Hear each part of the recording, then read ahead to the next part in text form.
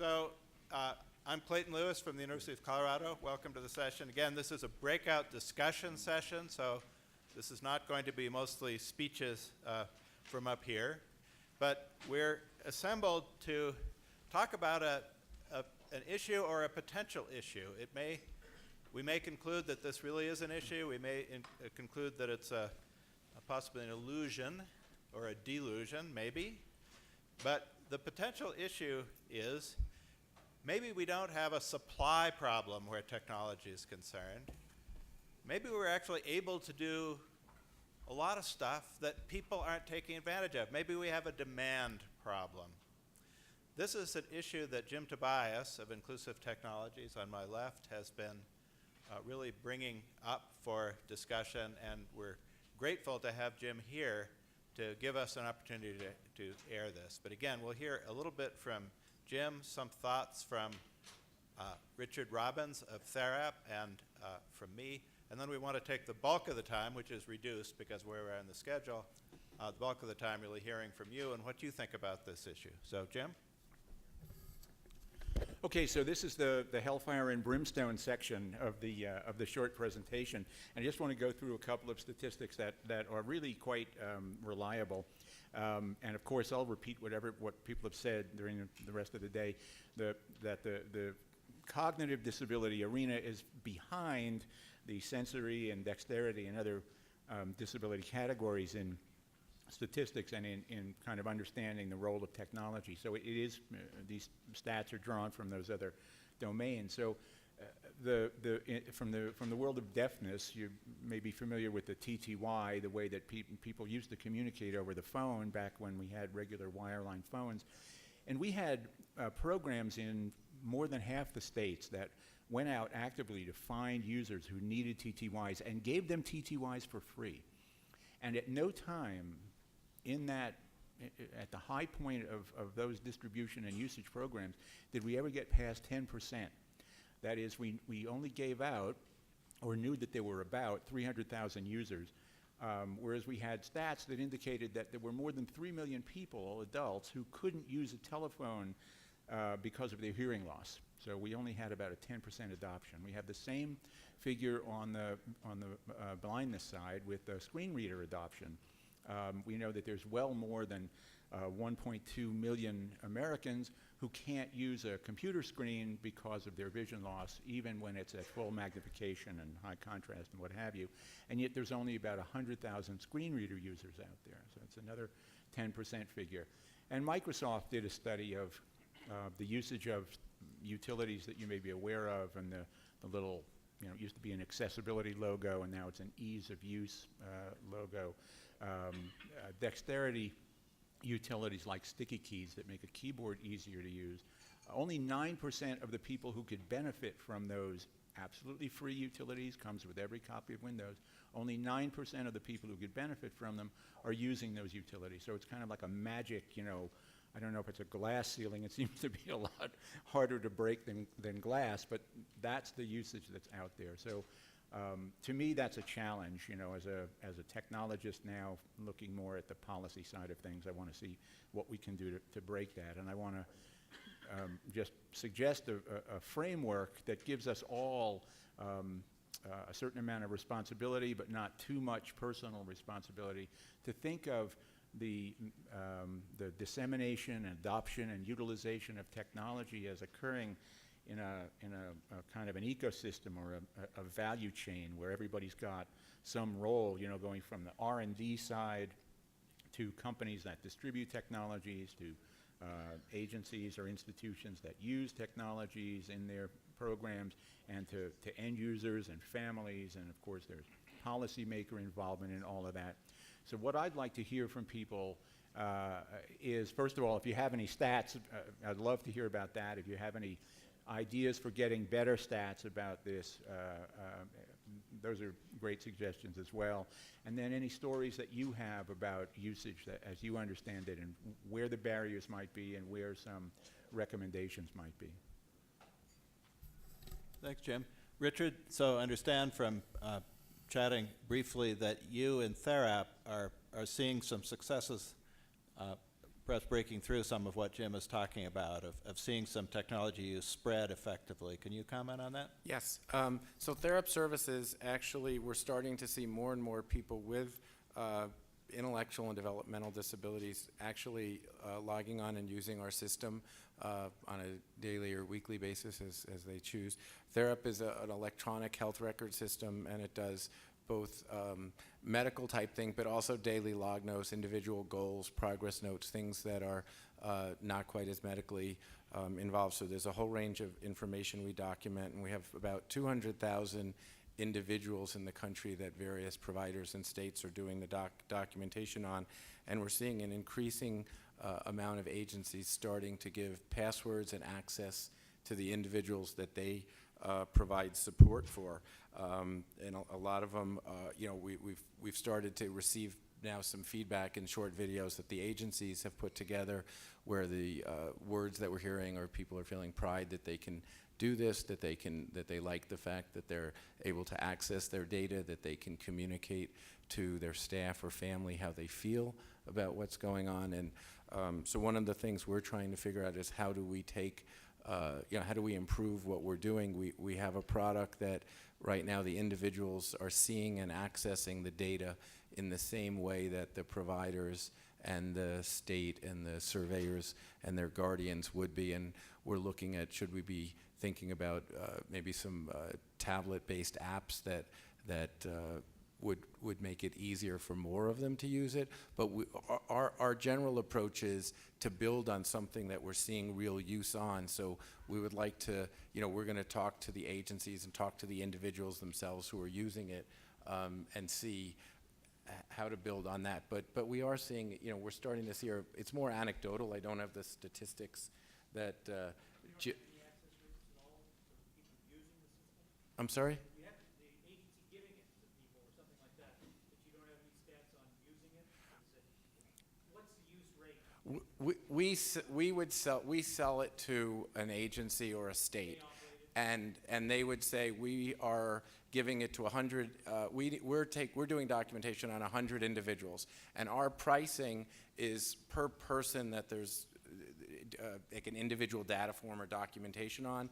So we encourage them to give it to as many family members, individuals at no extra cost. So we have no way of knowing right now other than unless somebody tells us a story of how many individuals themselves are using. Software, not a service. We're software as a service. You sell them the software, they run the service. We're software as a service. They're a provider. They're an ARC, a UCP, a community-based facility, and then they're doing documentation in ours. So if they give an individual access, we wouldn't know the difference for Therap from us as a user, whether it's an individual, it's a family member, it's a nurse. It looks the same to us. No, I was looking at the use rate of the people using the system. Right, and we don't have that. One of the things that we would love to do is find a graduate student, or not a graduate, somebody who's a researcher who wants to work on a project like that with us. And we have a lot of our customers who've said that they'd be very interested in working on various research projects. It's not our data, it's the data of the agencies that work with us or the individuals that they support. But we have people who said they'd be interested in working with sort of university researchers who want to look at some of these issues.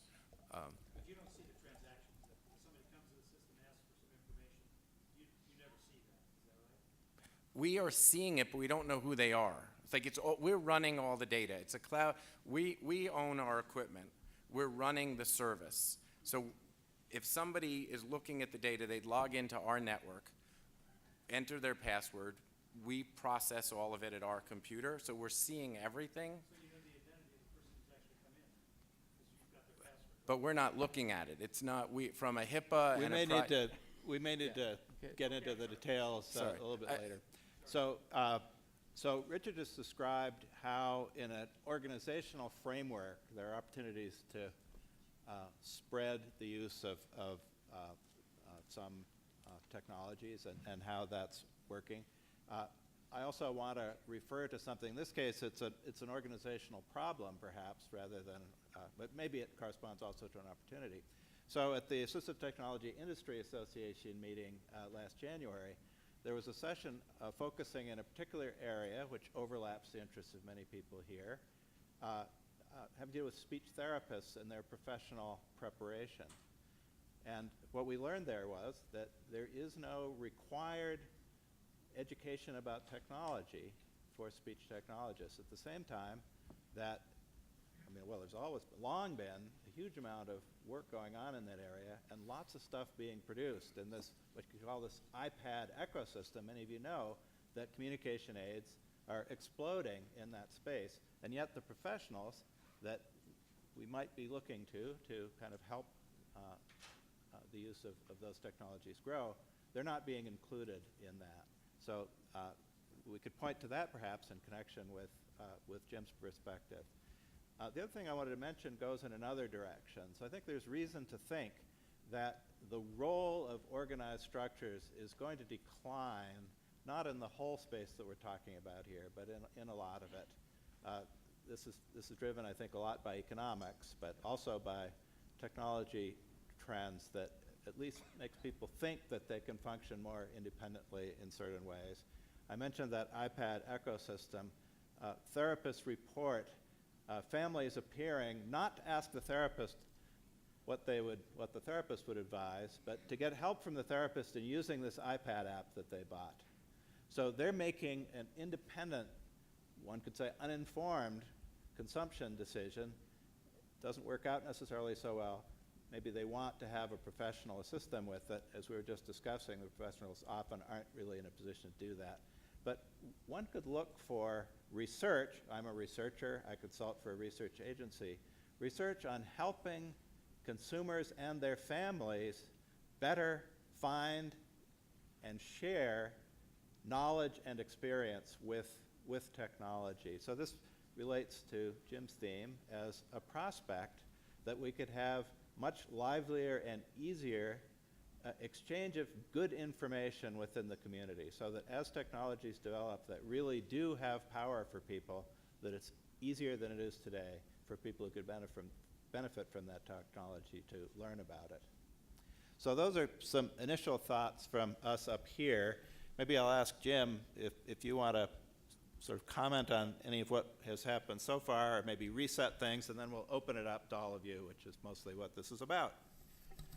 Well, I want to respond to your point, which I think is right on, that, you know, we seem to be entering a mode where we can't really rely on those organized structures, the kind of clinical structures and the clinical processes the way that we used to, and there's good and bad sides to that. And I want to mention something I heard yesterday, which I think is really inspired, from Peter Axelson of Beneficial Designs, doing some work you may be aware of with the RERC on cognitive technologies on developing standards for consumer products. And one of the things that he did was hang out with salespeople at Best Buy,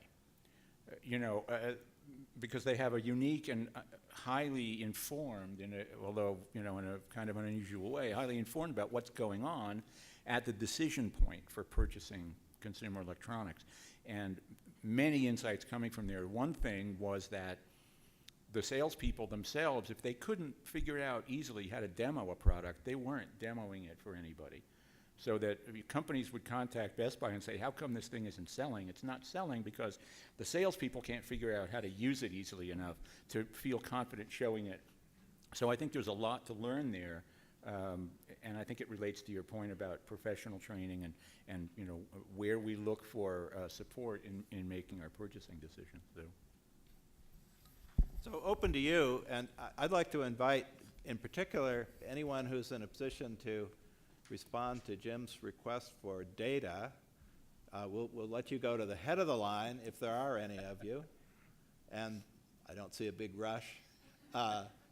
So open to all. Any reactions, comments, thoughts, reflections? I just have a quick observation about. Actually, I think there may be mics back there. There's mics in there. Yeah. I have a big enough voice anyway.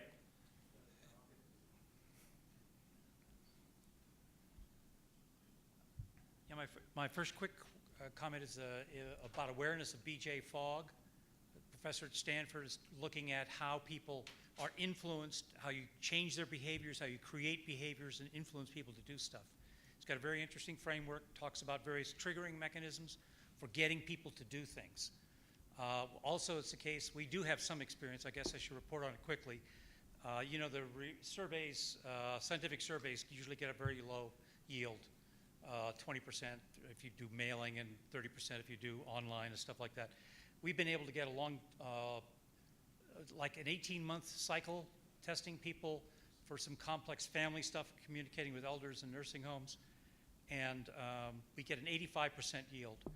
The reason we get an 85% yield is because we use a succession of techniques done by a guy named Robert Cialdini. I don't know if people know him or not.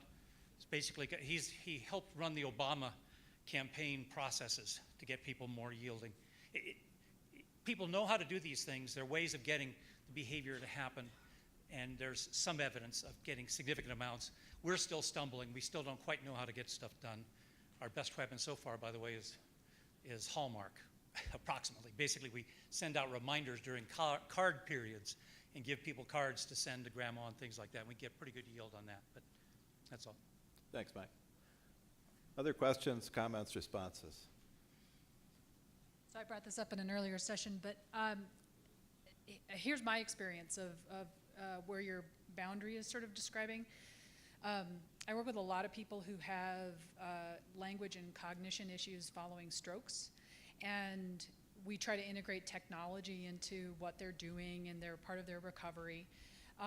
So the thing I see is this pause between the assistance that they get from their speech language therapist, if they're still even receiving speech language therapy, and their basic need to understand how the device works.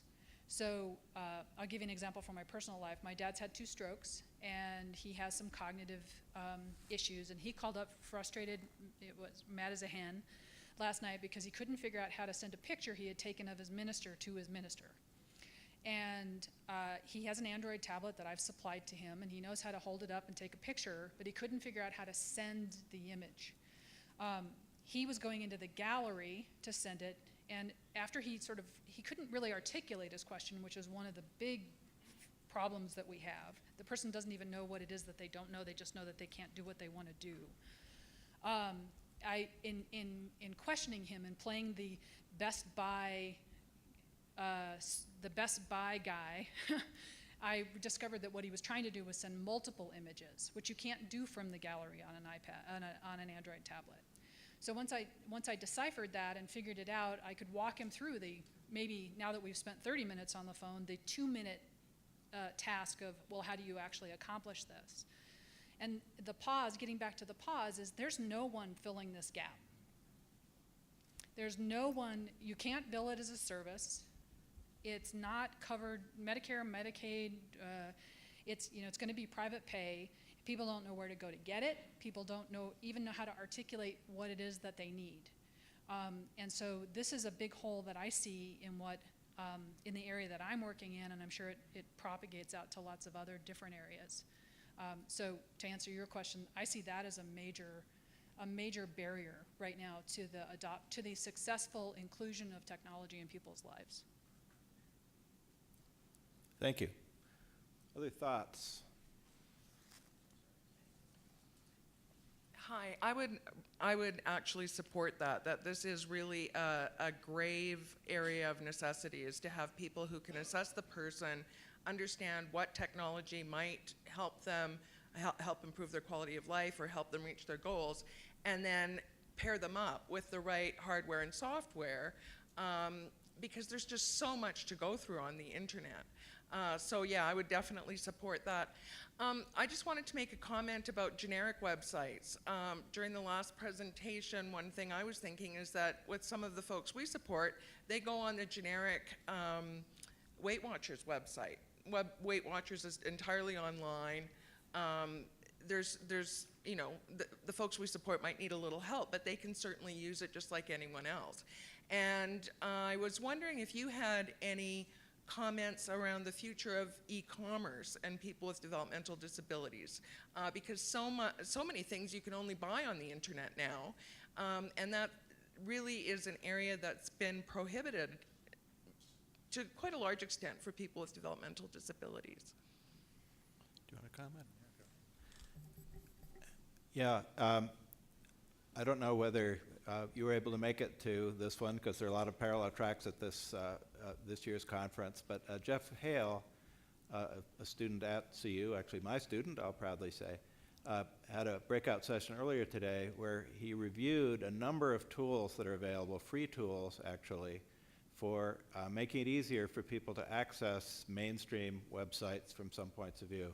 I don't know that he would know, certainly I don't, whether how these might work in making the Weight Watchers website or any other particular website work better. But there is some progress there. There's a lot to be done to integrate it. I know many of us would like to see a move towards the expectation that websites in general would be easier to understand. I think there's great motivation for that going well beyond our particular interest here, that websites could afford to be a lot easier to understand.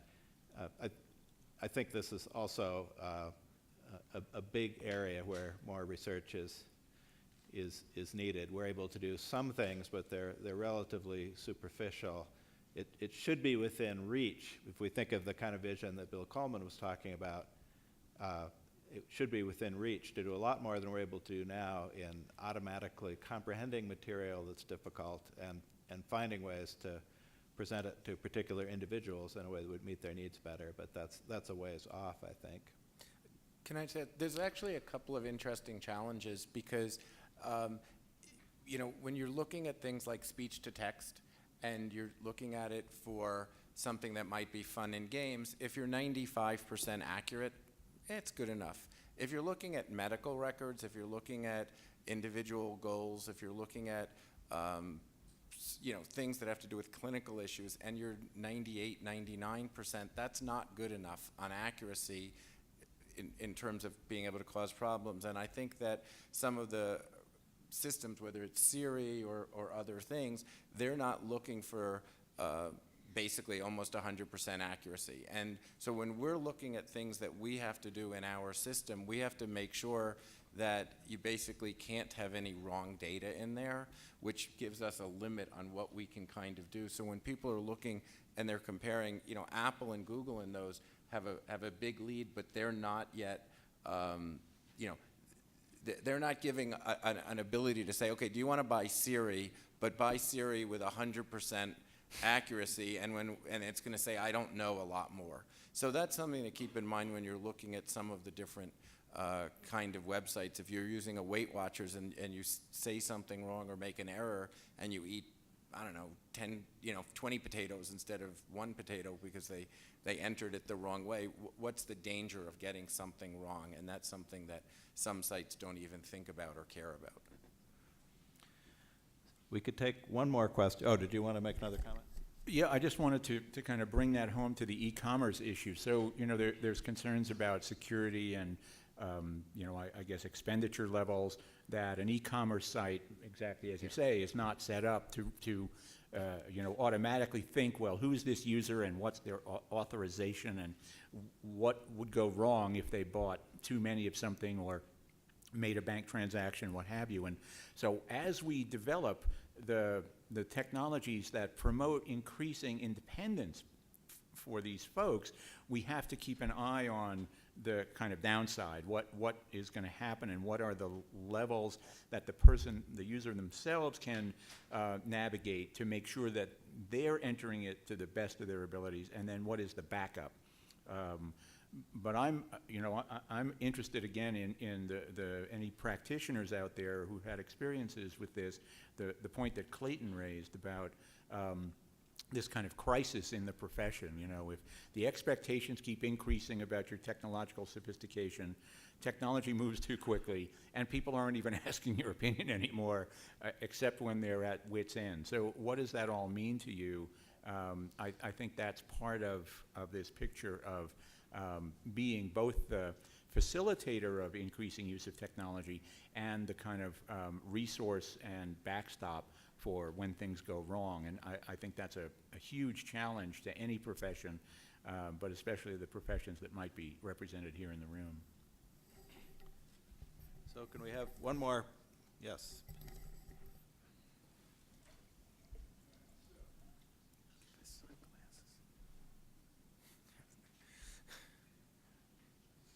All right, so you want a little perspective from a clinician.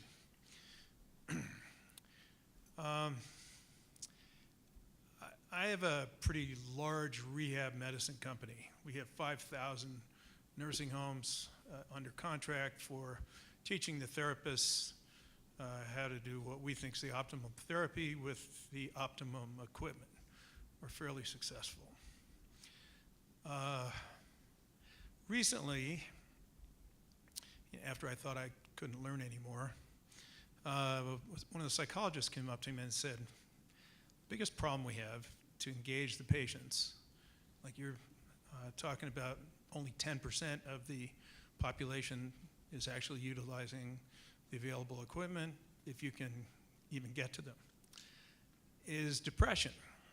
And I'm saying, yeah, but all our patients are depressed. But they're really depressed. They're depressed to the point where they're not going to engage. So we've come up with some equipment like virtual reality stuff. And we've had patients who've been sitting in nursing homes for 2 years, watching other patients try to use this equipment, coming up to the therapist after everyone's left and said, maybe I can try that. Some of these patients, after 2 years of doing nothing in nursing homes, are going home because they're finally engaging. But when we looked at their depression level, geriatric depression scales, most patients in institutions are so far down the scale, it's not even, they're not even in the ballpark. That's one end of the spectrum. Once you get them engaged, now how do you get them engaged? You get these guys who just like you're talking about, the people that actually know how to use equipment, teach you what we always describe as the easy button. If you can't get them to turn the machine on, forget it. You know, and your point was dead on. I mean, you got to learn how to turn the machine on. Number one, when I was a resident in rehab medicine, we're all trying to learn how to do EMGs and EEGs. First question was, can you show me where the turn on button is? And now, this is not a joke. I mean, I've got like a degree in physics and, you know, other engineering degrees, and I was pretty much of a hotshot, and I still couldn't turn a damn machine on. So now, the next thing, to go the other end of the spectrum, where I probably may be the proudest of any of the outcomes I've had in patients. I had a kid who was 24 years old, had a combination of cystic fibrosis plus athetoid cerebral palsy. He weighed 60 pounds, he was 24 years old, and couldn't communicate with anybody. We finally got him using some of our muscle stimulator equipment to calm down his spasticity. He was able to eventually, within a couple of years, grew from 60 pounds to 120 pounds. He was able to produce a TV show showing this is my life, as, you know, locked in and everything else. But, you know, he'd come, he'd see you, instead of, you know, being afraid of all practitioners, he'd look at us and beam, smile, and, you know, doing the Stevie Wonder thing, and it was just unbelievable. But you got to get them to first base, and then you lock them in, then you get the depression to, okay, he's still severely depressed, but there's, you know, areas that, boy, you can make a huge difference on, but you gotta lock them in, you know. So anyway, that's a bit. Thanks. Thank you, Dr. Palermo. Well, regrettably, with our having been a bit behind in our schedule, we need to give ourselves somewhat of a break. So please thank Jim Tobias and Richard Robbins. And all of you.